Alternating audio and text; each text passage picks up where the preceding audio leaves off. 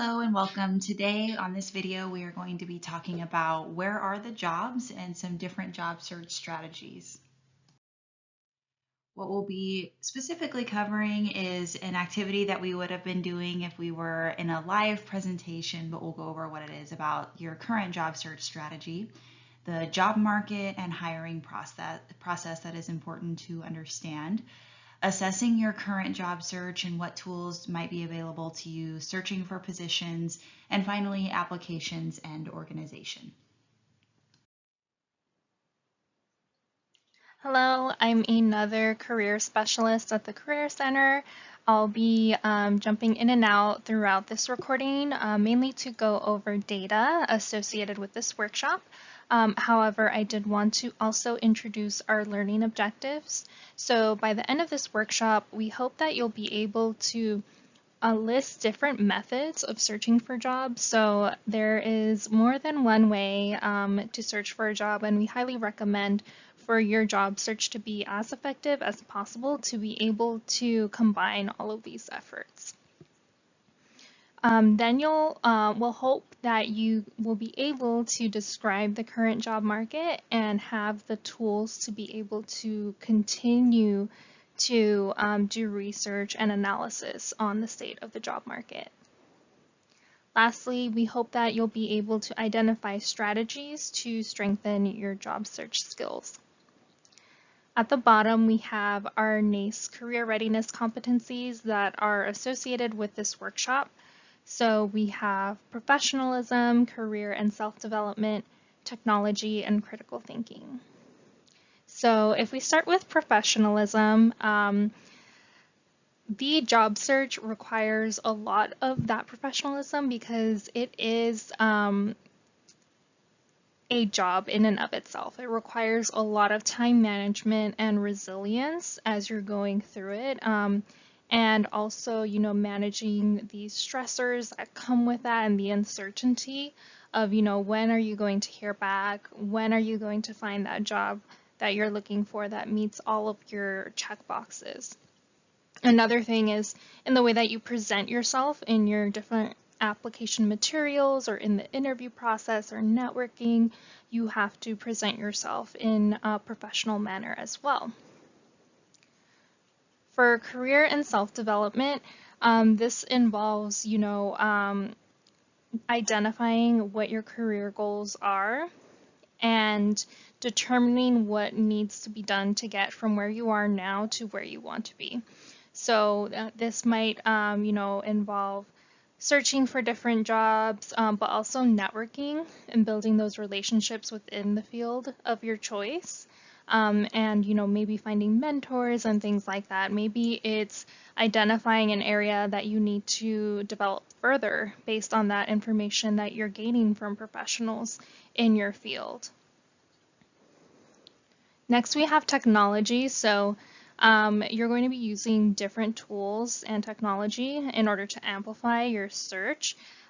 So obviously, the job search websites are some of them, and, LinkedIn as well. But don't forget, the more traditional methods of conducting your job search. So don't forget to network, utilize your existing network as it stands. So reaching out to people in your network, friends, family, because you never know who it is that these people who are already in your network know.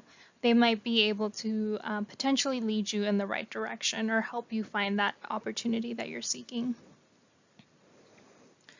Lastly, we have critical thinking.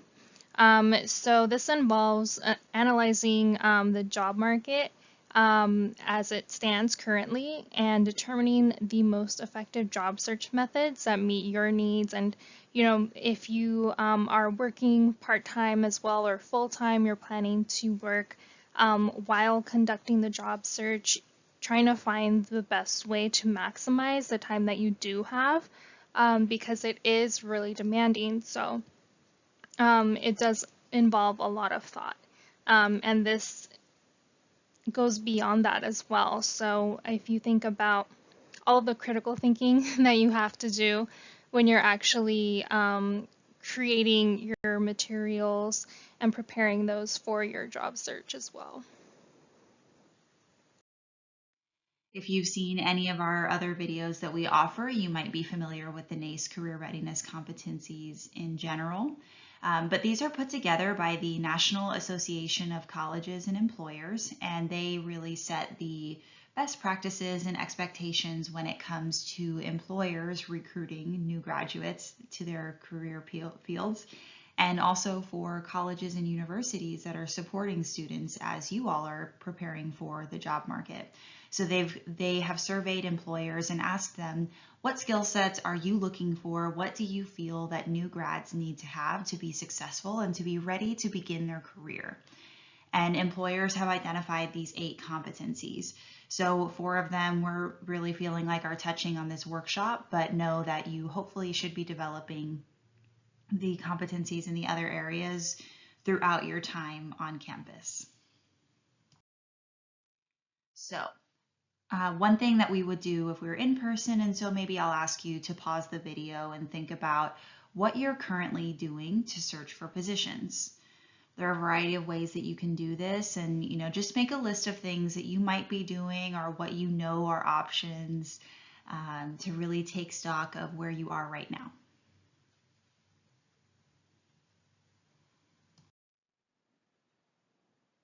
So hopefully you took some time to assess your current job search strategies. Here on this slide, we have some options. This isn't an exhaustive list by any means, but some of the methods that you could take a look at are online, in person, and this could be a mixture of online and in person, but specifically using networking as part of your job search strategy. So online methods are really popular. I'm sure that many of you use these, and I think that they're a really great way to start your search. So online methods include Handshake or other third-party job search sites like Indeed, Monster.com, Google Jobs, but also company websites. So be sure to check those, or on Handshake, there's actually a tool called CareerShift, which is a crawler website that searches for all public areas on the internet. So if you type in like engineering internship or co-op or something, CareerShift will pull up all search results that are available to the general public online, which can include company websites as well as third-party job search sites such as Indeed, that is available to the general public. So I highly recommend that you utilize that resource. Again, it is on Handshake. If you go to the Career Center page on Handshake and click on Resources, CareerShift is listed there. It is free for you to use as long as you use the access code that is provided on that resource page. Next is in person. So actually a lot of the things, 2 out of these 3 are can be done virtually as well, as we already know, given the circumstances of the past year and a half. So career fairs and information sessions are things that were typically done in person, but due to the pandemic, they have been extended to a virtual method as well. And a lot of employers seem to be continuing these practices virtually just because they're very convenient for them to do so. So we all are probably really familiar with the career fairs. So in person, you usually line up to different booths that the employers are at, and you wait in line for you to be able to speak with them and learn about their company and organization through a short exchange. You would give them the 30-second pitch. For information sessions, usually these are kind of, they're in groups, so it's usually multiple students gathered in one location, whether it's a physical location or virtual location, and the employer basically talks to you about their organization, what they're all about, what they do, what their mission is, and if they have openings, they will talk to you about those as well. So again, these can be done in person and virtually. So the last one on here, walk into location, is something that you would have to do in person. And if you're looking for a part-time job, this can be a really effective way and a really quick way, because you get automatic feedback when you walk into a location to ask or inquire about their opportunities that they have available. It's a quick kind of like yes or no, do you have any openings? And you would get that feedback pretty quickly. So next we have networking, which can be done online or in person. So one of the most well-known methods of networking is using LinkedIn, which is a professional social media platform. If you aren't on LinkedIn, I highly recommend that you create one. It is not just for people who are interested in business. LinkedIn has professionals from so many different fields and walks of life, so I highly recommend that you create one if you haven't already done so. Start building your profile and connecting with others in your field. Next, we have informational interviews. So you can use LinkedIn or, for example, the UCR Career Network, which I'll talk a little bit more about later in the presentation. So informational interviews are essentially conversations that you can have with professionals, and it's a chance for you to understand, what is it that they do, how did they get to where they are currently in their career path, and it's for you to get information, basically. It could be a career path that you're interested in learning more about, and maybe that's why you've reached out to them. You can use informational interviews for a wide variety of different reasons, but it's really important to understand what that reason is. Like, don't just make informational interviews just to do it. I mean, you can, but like we said earlier, the job search can be really demanding. So if you want to make really efficient use of your time, really understand what your goals are, how you can get there, what information do you need in order to get there. So be very intentional so that you can use your time effectively. Lastly, we have activating your network. So not only is it important to create new connections and build your network, but it's really important to activate your existing network as well. So when you are searching for a job or an internship, it's a simple, reaching out to people within your network, letting them know, I am getting ready to graduate and I am currently seeking opportunities in this area. I would really appreciate if you could let me know if you see anything that I might be interested in, or connect me with anyone you know who you think might be helpful for me to know or to connect with in my search. Don't neglect your current network, because you never know who it is that your connections know. It could be, friends and family. They might know people who can help you get to where you need to go. At the bottom, we have some information. So this is data from our 2019-2020 Career Center Annual Report, where we ask graduates how they found their position. So we have undergraduate and graduate statistics on there. So as you can see, the top methods were some kind of online or print medium where they found out about a position. And it's important to note at the bottom that respondents were able to select more than one source. So yes, those online or print mediums are really popular, but some other methods that people have used to find their position is, that direct contact with an employer, networking with professionals. They might have had an internship that was converted to a full-time job. So they had an internship already. They performed really well, the employer wanted to keep them, and that was made possible. Then we also have career fairs, advanced continued previous employment, and career center referral. So while the most, not popular, but the most frequent were those online or print mediums, as we've been saying throughout the presentation, it's really important to be able to combine these efforts and expand on them so that you can get those maximum results. So what does the current job market look like?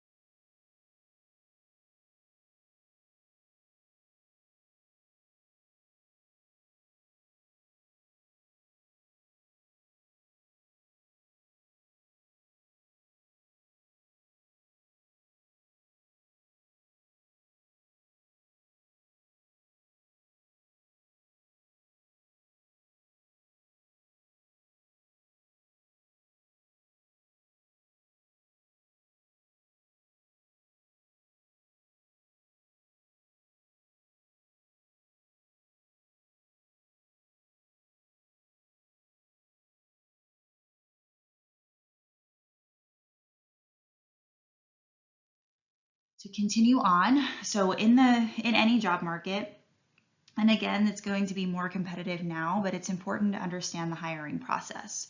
So it starts with the applications. So when a job is posted, the position, depending on its popularity, depending on the organization, what it will do, the requirements, many job applicants may apply. So you might see in the hundreds, you might see in the thousands. And it's really important to have a very competitive application because, again, you might be going up against 1,000 other people with different qualifications for this exact same position. And so at that point, resumes are reviewed. So how do they do that, especially if there are 1,000 applications? One thing that many employers will use is what's called an applicant tracking system. And these are electronic systems that might scan applications or resumes for certain keywords. Maybe they've really identified that they want someone with strong communication skills or strong technical skills. They can have the system run a search and gather the applicants that have that kind of keyword search, and they will look at those. An actual human might look at those. Other organizations might have a human look at all of them. So when you're thinking about that, you really want to make sure that you are putting your best application forward so that it stands out from the rest. And again, if you are uncertain about how to do that, I highly recommend making an appointment with your career specialist so that we can talk about how you might stand out the most effectively. And then finally, once all of those resumes are reviewed, it gets narrowed down much smaller to potentially as small as 2, or it can be higher. It can be, I would say on average, it's around 2 to 6 applicants who are interviewed for the position. So beyond that, the one person is chosen. So you can see that it can go from 1,000 to 1, and there are many steps in between. So what you want to make sure you do is really be mindful and that you are preparing yourself to be as competitive as possible. So when it comes to assessing your job search, we want to keep a few things in mind.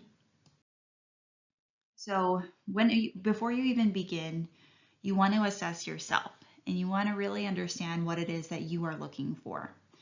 So a good place to start is thinking about what we call your VIPs. So your values, your interests, personality, and skills. And ideally, a position that's going to be a really strong fit for you is going to be at the intersection of all of those things. So when we talk about values, one place to start is how do you define success? What does it mean for you as an individual to be successful? For some people, that might be related to your income level. For others, it might be related to your work-life balance, or other areas. Maybe it's you're able to support a family member if you need to. Each one of you has different priorities and different things that are really, really important to you. But you want to define what that looks like for yourself, because that's going to set some non-negotiables, some things that you are really going to say, if I don't have this thing, this job is not for me. And that's okay. Each one of us has a different set of values. We have different things that we're looking for. And that is what allows each of us to find the right position for ourselves. So really do some reflection and thinking about what you want in your professional life. Do you want to work? Maybe some people thrive in a very competitive work environment.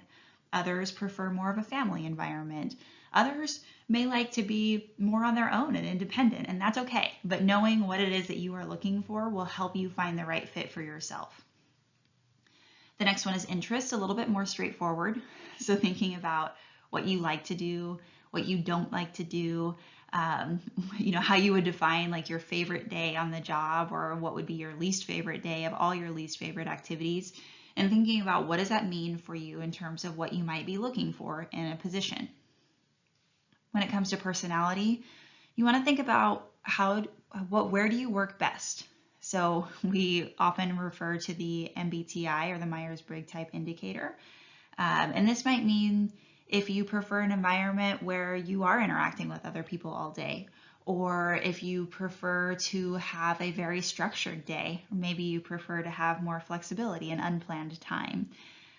Lots of different things to consider, but you want to be thinking about how does this workplace match what I need and what will help me thrive. So that's kind of the piece for personality. And then the final piece of VIPs is skills. So this is what we are good at doing, and we want to separate that from your interest, because sometimes we fall into the trap of saying, well, I can do this thing, but I don't like it. Or I think this would be really awesome, but I'm not good at it. You want to find those things that you both enjoy and that you are good at, or that you will commit to developing your skills in. Because again, at that intersection of all of these things is how you start to identify what positions might be a good fit for you. And it also will help you in interviews when you think about, when you ask questions of the employer, when they are asking you why you think you'd be a good fit for the role. These types of questions are things that you might tap into when you're answering those questions, or when you start to think about the questions you will ask the employer. So now that we know our VIPs, think about what kind of opportunities might align with them. So, think about the job function, what you will be doing on the day-to-day. Are those in alignment with those interests and skills? What about the industry? Maybe you really are passionate about an issue that faces a certain demographic of people. Perhaps you want to be working in an industry, maybe you want to do accounting, for example, but you want to work in a nonprofit setting that's supporting whatever it is, that population that you're interested in supporting. That allows you to combine your interests and your values, perhaps. Maybe it's location. Maybe you want to be really close to family, or maybe you want to be far away from family, or, there's lots of things to think about, but knowing how location fits into those things. And some of you may have other areas to consider and something to think about with your VIPs. So know that for each one of us, that is individual. And that what works for me may not work for you, which may not work for your best friend, which may not work for your sibling. We all have different things that we're looking for, and that is perfectly okay. You just want to know what those things are for you so that you can make more informed and intentional decisions. And I talked about this a little bit already, but think about your priorities. So of all of these things that you've been reflecting on so far and everything that we've covered, what are the things that you absolutely must have? What would be great if you can get them, but if you can't, okay. And what are things that you're like, it would be awesome, but I know it's a far stretch to get to those things. So know what your deal breakers are, as well as areas that you can be a little bit more flexible in terms of your expectations.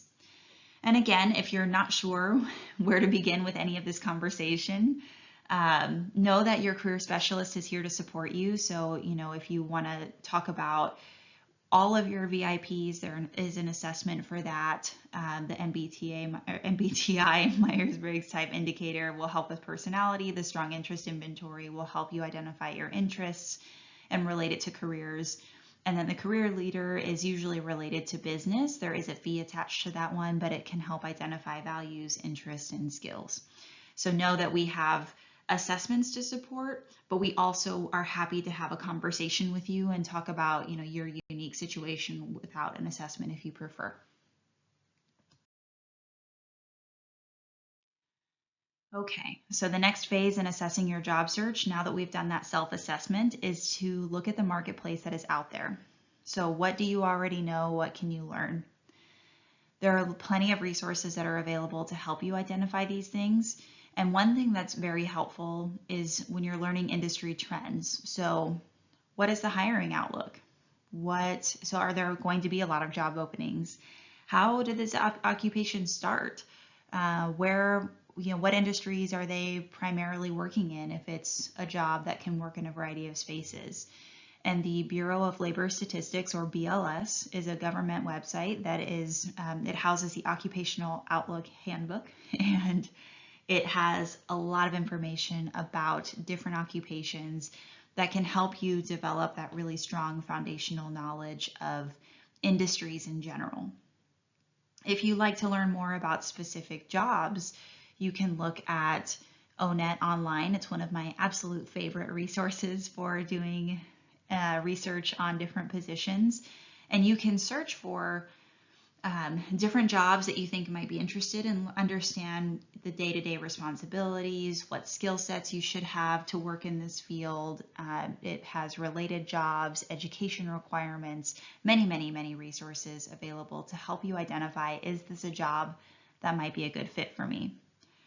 And then when you're thinking about, okay, maybe I know what I'm looking for, how do I identify the organization that fits with my VIPs?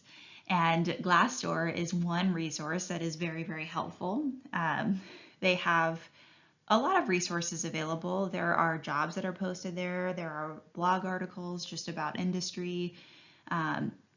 There is salary information that you can see, but there are also company reviews. So employers, a lot of companies and organizations have profiles where current and past employees can review them and say they were really awesome when it came to X, or they were not the best about communication or leadership or something like that. But you can really get that perspective, and the more information that's available to you to help you make a more informed decision, the better. So these are some resources to help you narrow down those options once you've done the self-assessment. Okay, the next phase, we talked a little bit about networking already, but in a little bit more detail. Because networking is so important in your job search, there are a couple of resources that I wanted to highlight. So the first one is LinkedIn. And we talked a little bit about LinkedIn as a way to connect with others.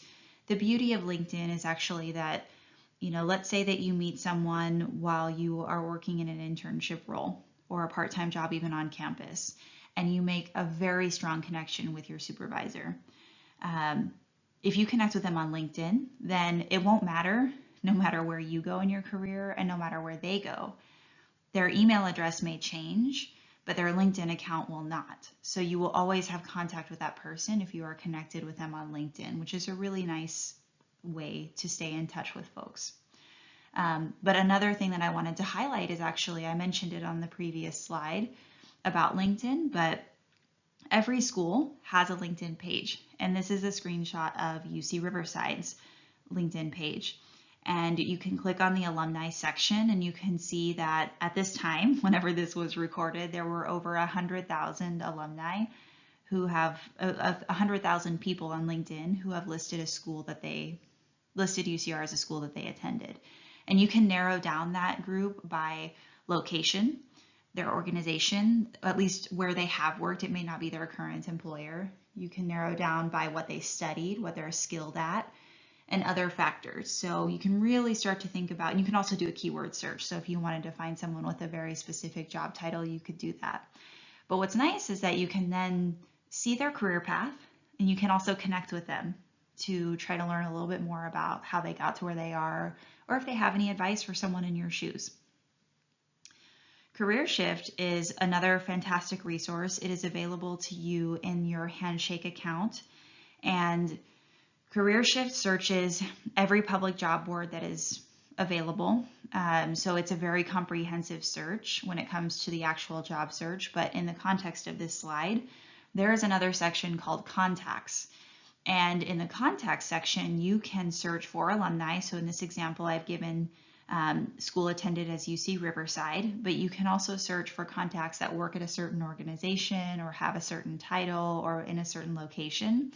And sometimes it will actually have their contact information, their email address, for you to try to connect with that individual and perhaps have an informational interview or talk about, whatever they may be recruiting for. So these are some really great options to be considering when you're thinking about building your network. And again, if you're uncertain about where to start, I know it can be scary to reach out to connections and to reach out to professionals. So if you would like any support in this area, highly recommend making an appointment with your career specialist for support. Okay, so the next phase is activating your network. So first, take an inventory. Who do you already know? And are they connected with other people? Can they help you connect with an opportunity? Really think about who is in your network, and this is why it's important for you to be talking to folks around you. So this could be from a student organization. This could be from a career center event. This could be alumni that we've talked about, but just think about who you already know and who you would like to know, and how do we get from where we are now to where we want to go. And reach out to people to ask for support. Now, when you're asking for help, it's very important to reach out with a very specific ask, especially if it's to a stranger. So, don't necessarily say, "Dear so-and-so, I would like some help when it comes to job searching." You might say, "Hi, I saw that you work at X organization. I've been really passionate about them, for a very long time. I love this about them, and I would love to connect with them. I'd love to work for them one day. I'm wondering if you have any advice for me as a job seeker, in this kind of role." and be specific about what it is that you're asking for, because if you're very specific, it will help them to know if they are able to answer your questions or if they'd be the best fit for you. When it comes to expanding your network, maybe you're talking to someone and you say, hey, do you know anybody who works in this area? Or, would you be able to introduce me to someone who does this? That's what asking for referrals is. Or if they know about any job opportunities, asking them to refer you if you have a good relationship with them. You can also conduct informational interviews, which we've talked about. Attending networking events, so those exist on campus. Student organizations host networking events. The Career Center hosts networking events. But even off campus, there are opportunities. There are professional organizations that host conferences and host, and professional associations is the next statement, but there are a lot of events that take place both on campus and off that are phenomenal opportunities for you to connect with professionals in your field. Professional associations are usually folks that work in a certain industry or in a certain type of position, and they get together, they share best practices, they share research that's impacting their work, common trends that they're seeing, they ask questions. If it's a LinkedIn group or something like that, they may have conferences as well. So they are all about this particular, again, industry or job function. So this might be like marketing, for example, or it could be nonprofit management or finance, so there's many different options that might exist. But that's a really good opportunity to expand your network with folks that you may not be thinking about or may not have other ways of connecting with. And then finally, social media. So, LinkedIn is definitely the number one, but you can also use other platforms if those organizations are on those platforms to really stay aware of everything that's going on and to hear from well-known people in that field. All right. So we're shifting gears a little bit to searching for jobs. And there are plenty of ways to search. So we've talked a lot about some of these already, but when it comes to databases, highly recommend Handshake and CareerShift. So again, Handshake, employers have to request access to UCR and they have to post opportunities. Many employers have hired UCR students in the past, so they have a relationship with us, and some of them are even Highlander alums themselves. So that's a really fantastic resource when you're looking for your next opportunity. CareerShift is another great resource that is available to you, again, within your Handshake account. And it searches public job boards, so think organizational websites like Indeed and Monster, anything that does not require a password to get to. So it's very comprehensive, which is its benefit. However, it's also, there may not be a connection there with UC Riverside, so it may not have that added advantage that Handshake has. So definitely take advantage of both. Direct application, so you can of course look at company websites. If you know you want to work for a specific organization, then stay on their website, get in contact with human resources, but really be mindful of that. We've talked about networking in your classes, in your student organizations, in your job, whether it's a part-time job on campus or off campus, if it's an internship. Share what it is that you're looking for. Share your career goals, because you never know when the person next to you, the person who is in class in your discussion group, when they know someone who will be able to connect you with your next opportunity, or perhaps you may know something that your neighbor is interested in, and so you might be able to connect them. And that's really the way that this works. Networking is about building that mutually sustaining relationship. And so if you are able to pay it forward at the beginning, then someone may be able to give that same effort in your place and same option to expand your search. So talk to family, friends, faculty members, supervisors, anybody around you, because the more you talk about what it is you're interested in, the more likely you will find yourself talking to someone who can connect you. We've talked about LinkedIn, we've talked about social media, so of course keeping those in mind as ways of long-term connections and really keeping track of folks. And associations, so we talked a little bit about this already, but there are organizations that, like, there might be LinkedIn groups, there might be groups on Twitter or on Instagram that are sharing best practices. Some organizations have a newsletter that they send out to members, and it may have job opportunities for you to keep in mind. So always be looking for those opportunities as well. There might be internship portals or career portals where they might post them ahead of a conference, or they might have opportunities at the conference. So both of those are really good ways to really highlight and be specific when you know what it is you're looking for and you're very particular in what it is that you would like to search for. So when it comes to Handshake, there's a couple things I wanted to highlight. So if you already know what you're looking for, you can use the keyword search. So you can actually type in the words you're looking for, which is a really nice feature. But not all of us know exactly what it is that we are looking for. So if you aren't sure, but you know generally, you might consider filtering. So this is in the filter section. And these are two filters that when I've worked with students in the past, many of them are not familiar with these, but I find them to be incredibly helpful. So you can filter by industry, and you can see some examples here on the left-hand side in the blue box, but this is what the organization does. So for example, UC Riverside would be in higher education. However, your job function is more reflective of what you will actually be doing. And so at UC Riverside, we hire professors, of course, which might be in teaching or education. We hire financial aid people who might be more in administrative responsibilities. We hire human resources professionals, which is its own area. We also hire engineers. So you can see, but all of us work for the same industry, which is higher education. So some of us know we want to work in a certain type of work environment, so we know the industry, but we may be open to what we are actually doing.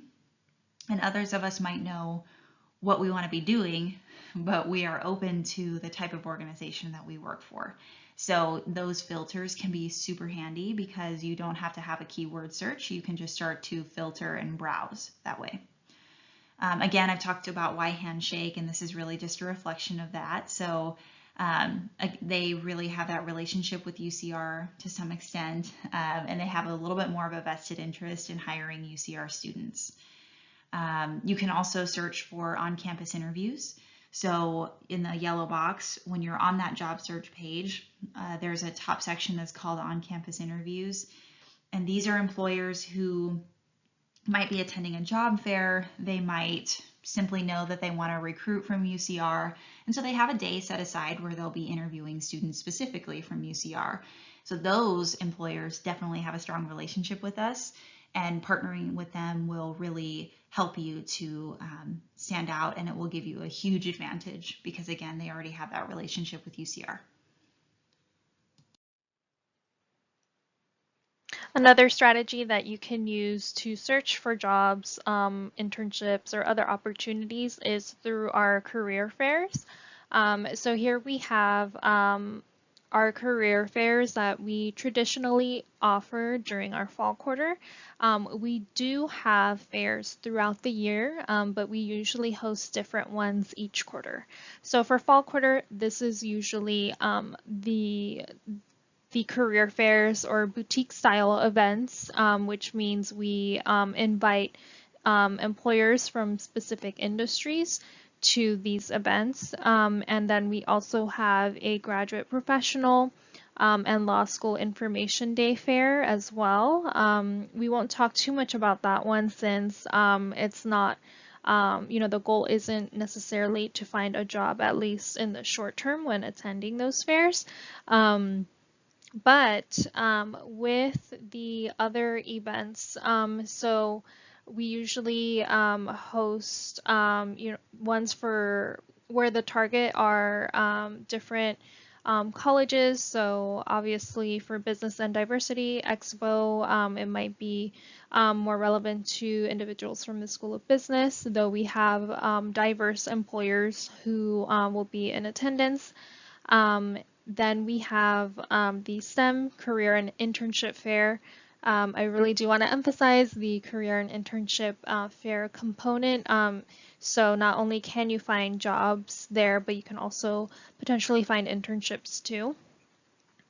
And these This fair is particularly relevant for students within CNAS and BCOE. Lastly, if you're interested in a career in public service or a career where you can make an impact on the community, on individuals, then I recommend that you attend our public service and social impact job fair. I also want to come back to our Business and Diversity Expo. So we host a few expos throughout the year, and an expo event is usually different from a career or job fair. The expos usually have a professional development component integrated into it as well. So there might be workshops. So it might be, part conference, part career fair, more so than just the fair itself. In the winter quarter, we have traditionally our engineering and technology career fair, which has been converted into an expo. So not only is this a place where employers who hire engineers and are in the field of technology, they also promote professional development throughout this event. So usually the professional development component, it's very similar to a conference. There are multiple workshops that you can attend. And then at the end of the event, then that is when the career fair takes place, where employers are there to meet with you, to talk to you about their organizations, and also to tell you more about their internship and full-time job opportunities. The other fair that we have traditionally in the winter is the teacher job fair. So this is where numerous school districts from all over the country attend in order to recruit individuals who are completing the teacher credential program for their openings. In the spring, the two job fairs that we plan to host are the Spring Job Fair Career Night. This one, as the name implies, occurs later in the day. So if you work full-time or you have a family, this one might be better for your schedule to attend. This one, unlike the others that we spoke about, aren't geared necessarily to a specific industry. So and also with the Inland Empire Job Fair as well, we have employers from different fields and industries in attendance who are still looking to fill their internship opportunities either for summer or fall, and also full-time opportunities as well. Before I talk about the Health Professions School Information Day, I wanted to go to the Inland Empire Job Fair since it's another job fair, and this one is our last scheduled fair for the year. With this one, the focus is on local employers. So if you are interested in staying in the Inland Empire or close to it, this would be a great fair to attend, and it's a great way to get to know organizations that maybe you haven't heard of and who are looking to fill opportunities. And in addition to these, usually somewhere in the middle of the quarter, we have the Health Professions School Information Day. If you are interested in the health professions, this is a great opportunity for you to get to know the representatives from different programs across various health professions to learn more information about their program before you start applying. You can also take advantage of employment or staffing agencies. So these are organizations that they might have short-term positions, they may place you directly into a long-term employment option, but they have connections within their community and sometimes within a specific industry that exists so that they can find the candidates, they know what an employer is looking for, and they can connect you right away. So this is really, really helpful when it comes to maybe you're having trouble with your job search, or maybe you move to a new location and you're not familiar with the community and you are looking for support in making those connections. So, if you are finding yourself like currently with the current job market, fully utilizing staffing agencies in addition to your search can be very, very helpful. Again, they can place you in temporary positions. So these might be like a 2-week job, or it could be a 6-month job, or it could be a permanent role that they're placing you in. So it's a good opportunity for you to test out different career paths, to get some experience. You are paid while you're in these jobs, even if they're short term, so it's helpful for your finances as well. And often, as long as it's not the permanent role, they know that you're looking for a job, and so you can be very upfront about still searching for the opportunity that's next for you. And they tend to be pretty flexible when it comes to supporting you and being open to that kind of search. Now, if they do ask you to pay a fee, I would not recommend that service. Usually staffing agencies will charge the employer for sourcing them. So be mindful if they ask you for a fee, they may not be the best organization to support. And on the right-hand side, you'll see some local agencies in the Riverside area, but you can always do a Google search if you are not in Riverside to search for similar types of organizations in your community. One thing to keep in mind while you are searching for jobs is that there are some jobs that are fraudulent. So be mindful of that. I wish I could say that there were no people in the world who wanted to take advantage of you, but unfortunately, there are employers who are searching for or who are doing fraudulent activities. So generally, the most common type I would see is employers who might email to your student account directly, and they say they might be traveling or for whatever reason they need to hire an assistant to purchase items for them or support them while they're out of town.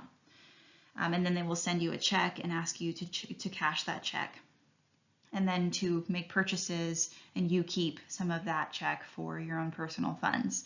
These are typically a fraudulent opportunity. And so if you're uncertain about something, if it feels too good to be true, it's very, very simple. You didn't have to meet them. You didn't have to interview. They don't really want to meet face to face. Might be some red flags. So if you're uncertain, please don't hesitate to reach out to the Career Center. We can help you determine if that employer is something you would like to move forward with or not. Okay, so nearing the end here, the applications and organization. So when you're applying for a position, you want to really analyze the job description. So this is an example here on the right-hand side, a title of financial analyst. And you can see the responsibilities, you can see the qualifications, what they're asking for in terms of education and experience.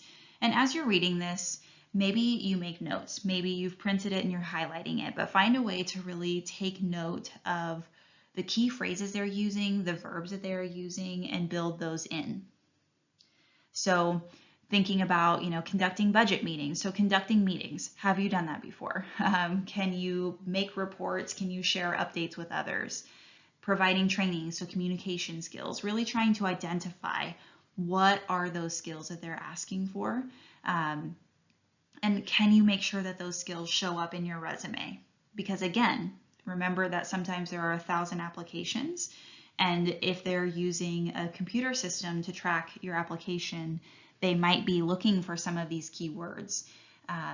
They might be looking for things like reporting, because reports shows up 3 times in that job description. They might be looking for Microsoft Excel. So really making sure, are these job postings, like is your resume, is your cover letter reflecting the keywords that are showing up in this job description to really highlight how your skills and experience translate to the position. So those are the big things. And again, if you have trouble with this, that is what we are here to help you with. So please make an appointment with your career specialist for support and trying to really tailor your application to the job description. I will say, when it comes to applications, a lot of students feel like they cannot apply for a position unless they meet all of the qualifications. And, that will stop a lot of people, again, from applying for a position. But most employers, they know they're not going to get someone who has everything. They might have, just like you have your priorities and your deal breakers for what you are looking for in your next job or internship, Employers have those same things too. They have the things that they really want you to have.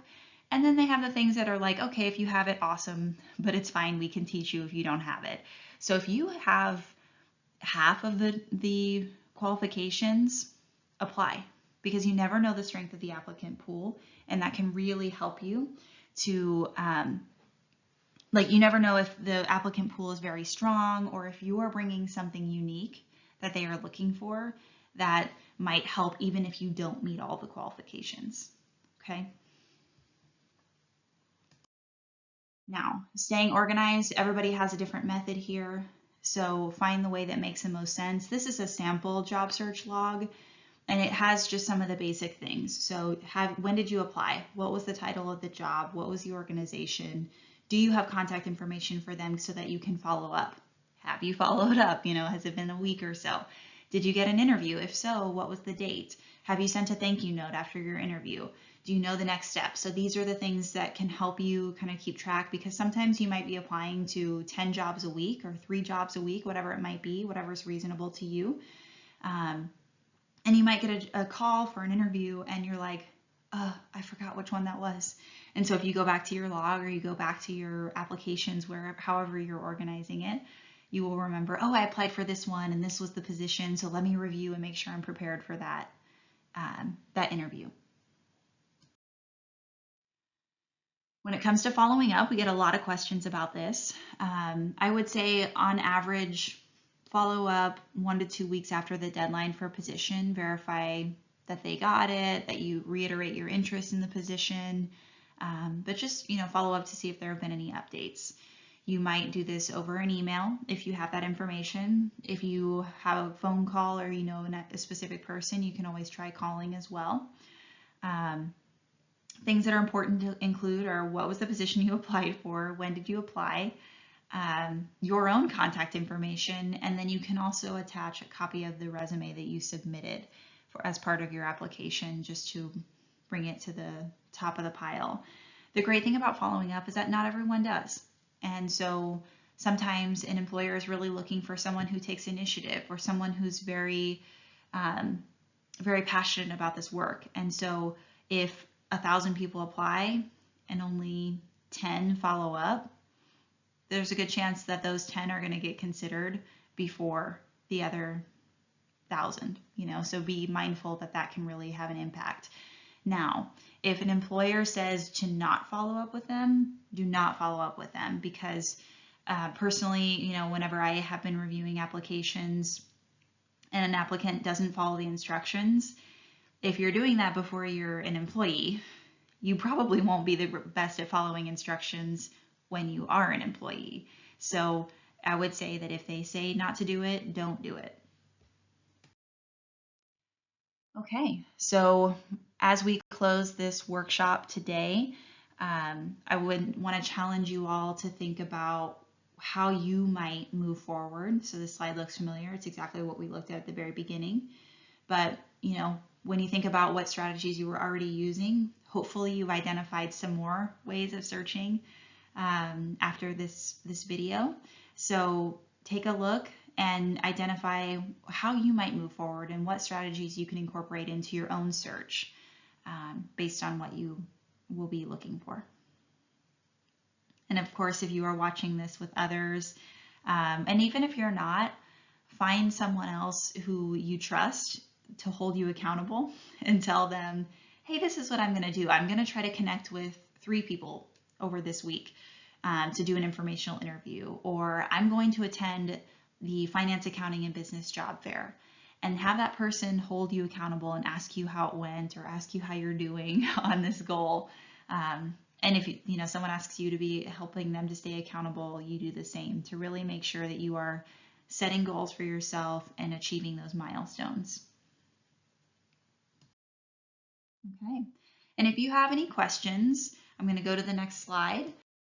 You are always welcome to, I mentioned it several times, but make an appointment with your career specialist. We are here to support you with any of the topics that you saw today, so you can make an appointment to discuss questions, think about, based on your particular interest, what would be the most effective job search methods, and really create a tailored plan for yourself. so you can make appointments through your Handshake account. And we look forward to supporting you.